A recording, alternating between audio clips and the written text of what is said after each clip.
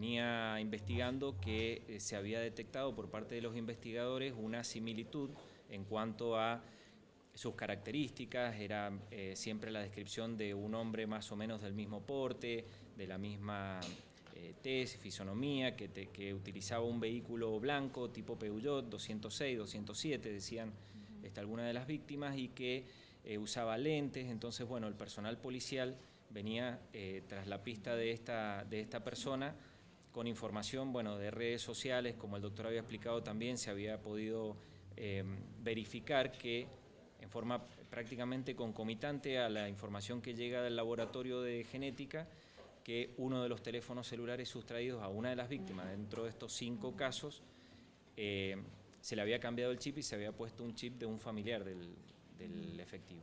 En el caso de Maldonado, ¿tendría que ver con el asesinato de la última anciana en la 4ª sección? Porque cuando la asesinaron creían que podía ser este mismo violador. ¿Se está investigando esto? Por el momento la imputación, yo les puedo confirmar la imputación que hay en estas 2 causas de robo en concurso con abuso, pero no se descarta poder cotejar, y eso es parte también de lo que explicaba el doctor Goulet. Se está haciendo, creo, en este momento un poco manual todavía, pero el software va a permitir cotejarlo con cualquier evidencia de cualquier otro hecho. Con respecto al policía, había un caso en Corralitos de hace poco tiempo, donde una joven de 13 años que intentaron raptarla. Es el caso también de este policía, ¿no? Porque tenían rasgos parecidos. Es uno de los hechos que está en materia de investigación. Todos los hechos son La Primavera, Colonia Segovia, Los Corralitos, son pasajes, callejones, carriles que no tienen, digamos, tanta afluencia de público, y generalmente en horas de la mañana o temprano horas de la mañana. Por eso también ayer, en una medida que se hizo, autorizada por el juez, la señora jueza de garantía en turno, se secuestró el libro de novedades de la dependencia en la que prestaba funciones, porque necesitamos saber cómo se ha dejado asentado en esos horarios, bueno, qué funciones se estaba cumpliendo. ¿Lo hacía en horario de trabajo? Eso es parte de lo que se está investigando. ¿El policía también incurrió en violación o no? Sí, sí, hay hechos en tentativas y hay hechos consumados. Doctor, sobre el policía, ¿cuál es la calificación que se está imputando y cuántos hechos ya tiene identificados, incluso con el ADN? Y también me gustaría que usted señalara cuál era el modus operandi de este hombre, porque ha trascendido de que usaba ropa policial, y no sabemos si el arma policial también, para someter a los disturbios. Sí, la calificación no es la misma en todos los hechos, porque hay hechos donde el abuso ha quedado en tentativa y hay hechos donde el abuso está consumado. Por eso mismo, en los hechos donde el abuso está consumado o la persona, digamos, ha tenido alguna respuesta fisiológica, es donde hay evidencia para comparar de ADN. Por eso no en todos los casos, aunque las víctimas coinciden en esta descripción en el vehículo y demás, bueno, será materia también de continuar con la investigación y reforzar la hipótesis en todos los casos, pero hay algunos donde sí hay evidencia de ADN. Las víctimas coinciden en general en que la persona que ataca tiene un uniforme parecido al policial. Algunas víctimas son mucho más precisas, también por su edad y por la hora, en haber visto que eran borceguíes, bueno, el pantalón, la gorra que lleva generalmente el uniformado en un costado, abrochada, es decir, han visto en general. Y arma de fuego, por lo menos recuerdo en uno de los casos, si bien no disparando, digamos, pero sí las víctimas la han podido ver y muy probablemente sea el arma reglamentaria. ¿Hubo acceso carnal? Sí, hay uno de los casos donde está consumado, como le dije recién. Sería muy importante, discúlpenme, que tratáramos de evitar por ahora la publicación de fotos de estos imputados. Vez pasada, no importa en qué medio, pero se publicaron fotos de unos sospechados que teníamos, no sabemos por qué, cómo se filtró eso, y era un caso de asaltantes que lo veníamos siguiendo de manera muy detallada durante mucho tiempo, y la publicación de las fotos nos rompió la mitad de la investigación, porque ya no se pueden hacer reconocimientos en rueda de personas a partir de la publicación de la imagen. De manera tal que en esto, a veces yo entiendo la necesidad de conocer y de dar a conocer noticias, pero a veces les pido por favor que entiendan cuando nos negamos a brindar algún tipo de detalles o cuando pedimos que por favor determinadas circunstancias no sean publicadas, que no trasciendan. No es que queramos ocultar absolutamente nada. Lo que queremos es evitar que se nos pueda destruir una investigación que, como la que les acabo de referir, llevaba meses. Gracias. Respecto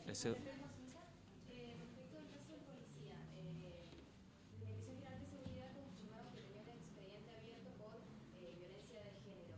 ¿Cómo es la vinculación? Es decir, según nos habían dicho, era de noviembre del año pasado ese expediente. Digo, ¿cómo se fue concatenando los distintos hechos de investigación?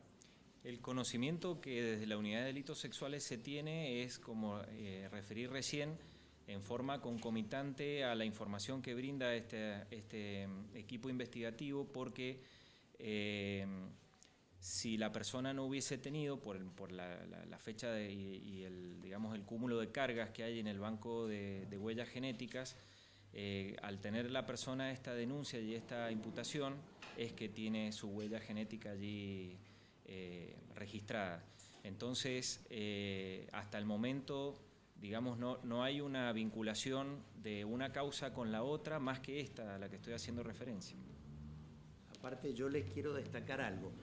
La ley de huellas genéticas sancionada acá en nuestra provincia es de las mejores que hay en el país. Yo creo que es la mejor. Es más, hay provincias que están tratando de aprobar leyes similares. ¿Cómo funciona esto? Por ley nosotros tenemos que extraer la huella genética a cuanto imputado pase por... hay una persona imputada, esa persona, además de identificársela con huellas dactilares y con fotos, se le extrae una huella genética que es saliva.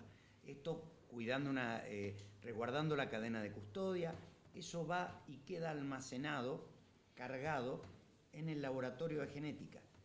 Cuando ocurren hechos así, al ingresar el rastro genético rescatado de la víctima, hace un match el secuenciador, ya lo explicará mejor el doctor Marino, y nos remite, en este caso, este hombre se le había extraído la huella cuando fue acusado por violencia de género. Y quedó la huella ahí. Al tener nosotros ahora el rastro genético de una víctima e ingresarlo, hizo el match y nos avisa y nos remite a la huella de qué causa es. Entonces es fácil cotejar. Decía recién de la ley nuestra, la ley nos impone no solamente sacar el rastro genético a todas las personas imputadas, sino además a todo el personal policial, a todo el personal penitenciario, a todo el personal de seguridad privada, de empresas de seguridad privada. Yo he pedido que se haga también a todos los fiscales y ayudantes fiscales, porque son las personas que pueden estar en contacto con lugares a donde ocurren hechos ilícitos, porque se tienen que constituir ahí, de manera tal que cuando se levantan rastros, después podemos separar el funcionario interviniente en la investigación del resto de los rastros y las huellas genéticas que rescatemos del lugar de los hechos. ¿Podemos decir la edad de las víctimas? No. ¿La edad? Son dos personas mayores, las de la primera. ¿Hay algún menor? No sé. De los dos. No, de Maldonado son personas de edad avanzada. Son mujeres de edad avanzada. Y los otros, no sé si hay algún menor, doctor. Hay un solo hecho donde se investiga esto que consultaba el colega, una posible, digamos, rapto de una menor. chica de 13 años. Buen día. Muy bien lo explicaba recién el doctor. Nosotros tenemos un registro que hoy tiene 18.200 muestras. Obviamente es la base de datos más importante de perfiles genéticos del país. También está bien explicado, nosotros hoy estamos trabajando un poco manualmente, si bien tenemos mucha tecnología, por suerte, y de la última tecnología que existe en genética forense en el mundo. Nos falta este software que es el comparador, que es el CODIS, que es el que nos va a permitir hacer estos cotejos diariamente y con un poco menos de intervención humana. Nosotros estos dos casos, es casualidad que hayan salido en la misma semana y nos alegra mucho porque se ha trabajado mucho el año pasado a partir de la implementación de la ley, porque fue muchísimo trabajo el hecho de poder extraer estas 18.200 muestras, porque en una primera campaña hicimos a todos los que estaban dentro de los penales, o sea, toda la población carcelaria, y después, obviamente, a todos los imputados que se iban incorporando con nuevas causas penales. Que nos permite tener es una gran base de datos de perfiles genéticos. Bien decía el doctor Boulet, nosotros tenemos desvinculado el dato genético, el perfil genético del dato filiatorio. Nosotros ingresamos a la base de datos con un código de barra. Eso permite ser objetivo en la investigación dentro del laboratorio. En el primero de los casos teníamos una persona que había entrado por... El primero de los casos es los abusos sexuales a las señoras mayores, que es el primero para nosotros porque fue el primero que informamos esta semana, creo que fue el martes que le informamos a la fiscal. En ese caso teníamos teníamos evidencias que habíamos analizado al momento de sucedido los dos hechos, las habíamos podido relacionar, como decía el doctor Iturbide, que eran el mismo hecho, o sea, la misma persona había cometido los dos hechos, por lo tanto teníamos un perfil en el cual podíamos utilizar para buscar entre todos los imputados que tenemos cargados en la base de datos. Eso saltó y dio un match positivo con una persona que había cometido un hurto simple, que para lo que es la filosofía de una base de datos es el caso más emblemático.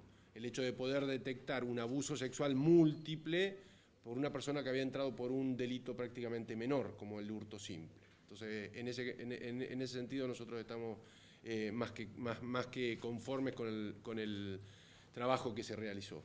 Y el segundo de los casos, teníamos evidencias de un abuso, exactamente, de un abuso sexual, que también lo empezamos a comparar, teníamos un perfil masculino, lo empezamos a comparar con todos los imputados que tenemos en la base de datos y dio un match positivo con una persona que tenía violencia de género, que uno creería que son personas que el delito más es intrafamiliar, por lo tanto el imputado es conocido, es difícil por lo menos para nosotros como registro, como laboratorio, pensar que es también un abusador serial. Entonces estamos más que contentos con los resultados que hemos tenido esta semana. ¿Cuánto tarda entre que ustedes levantan la muestra de ADN hasta el momento que identifican y puedan hacer ese match?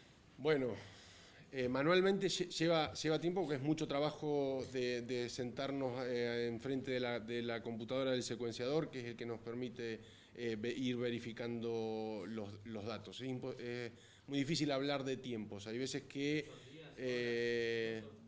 no, días. Primero es días en cuanto a conseguir un buen resultado a partir de una evidencia, y más de un abuso sexual donde siempre tenemos ADN mezcla, o sea, mezclados el perfil genético de la víctima con el del victimario, y por lo tanto siempre es más complicado tener un perfil, a lo que nosotros llamamos limpio, para poder hacer comparaciones indubitadas con la base de datos. ¿Con qué porcentaje de exactitud se consigue? A ver, porcentajes es difícil. Nosotros hablamos de hipótesis, la hipótesis de que una persona haya dejado la evidencia contra la que no haya sido esa persona la que haya dejado la evidencia, y hablamos de millones y millones y millones de veces más probable a que ha sido una persona a la otra. Ahora estamos en esa etapa donde la fiscal nos va a requerir hacer una pericia, ya no el trabajo, nosotros como laboratorio de genética tenemos dos trabajos. Una del registro, que es a los efectos identificatorios de las personas, y a los efectos de identificar la persona que cometió un delito o dejó una muestra biológica en una escena del crimen. Por el otro lado, es las pericias de rutina que son solicitadas por los fiscales.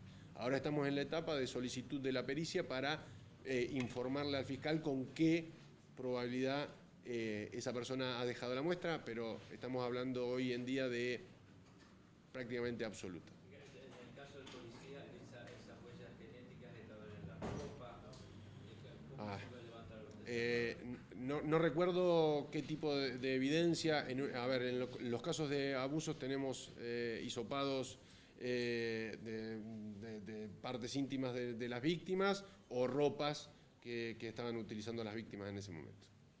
Doctor, si todavía no tienen el software para hacer las comparaciones, ¿cómo lo hacen? ¿Visualmente? ¿La hizo en monitor? Nosotros tenemos herramientas para hacer comparaciones, pero no de 18.000 a la vez. ¿Sí? El software nos va a permitir hacer no solo 18.000, de a menos, de a 180 por vez. Por eso digo, es un trabajo muy artesanal, o sea, que lleva mucho tiempo, y en ese sentido debo agradecer todas las personas que trabajan en el laboratorio, porque es mérito de ellos estar tanto tiempo atrás de un resultado para buscar y conseguir un match positivo, ¿no? ¿Qué falta para el COVID? No, solo que viaje la gente del FBI. Exactamente. Y creo que por la noticia que tengo lo van a colocar en Mendoza. ¿Sería la primera provincia? Yo creo que sí, que es la primera. Porque me parece también... Sí, pero no sería funcional en Gendarmería y Policía Federal, pero todavía no estaría para funcionar porque le falta el respaldo legal, que nosotros ya lo tenemos, desde el 2016. O sea que seríamos los primeros, en definitiva. De la provincia, del primer lugar donde estaría en la Argentina. Sí, claro. De los cotejos, las muestras que se tienen que tomar a policías, fiscales, ¿qué porcentaje ya está cubierto? Nosotros, ¿Qué pasa con el resto que no? la semana pasada recibimos ya todo el set de... Nosotros extraemos la muestra con una paleta, recibimos las 19.000 paletas que vamos a utilizar para hacer todas las fuerzas. Es más, estamos coordinando con el Ministerio de Seguridad la semana que viene comenzar con la extracción de todas las fuerzas. ¿Qué tenemos hoy en la base de datos? Tenemos todos los imputados, todo lo que era la población carcelaria, y tenemos todo el cuerpo médico forense, obviamente, porque es el personal que interviene directamente en el levantamiento de evidencias, o nosotros mismos en el procesamiento de esas evidencias, y policía científica, que es el que interviene en el levantamiento del lugar del hecho. ¿Se ha ocurrido que alguna gente se haya negado a este examen? No. Es obligatorio, está en la ley. Exactamente, la ley lo obliga. ¿Están recibiendo voluntarios? Exactamente, estamos recibiendo voluntarios en la búsqueda de familiares no habidos. Gracias. Gracias.